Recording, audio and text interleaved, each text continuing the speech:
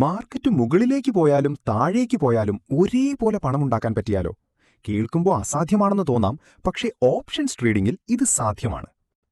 ഇതിനായി വിപണിയിൽ ഉപയോഗിക്കുന്ന രണ്ട് പ്രധാന വഴികളാണ് കോൾ ഓപ്ഷനും പുട്ട് ഓപ്ഷനും.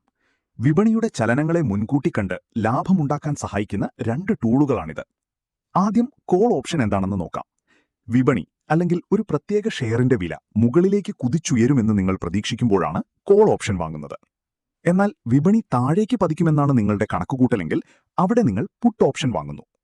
ഒരു ഉദാഹരണം നോക്കാം.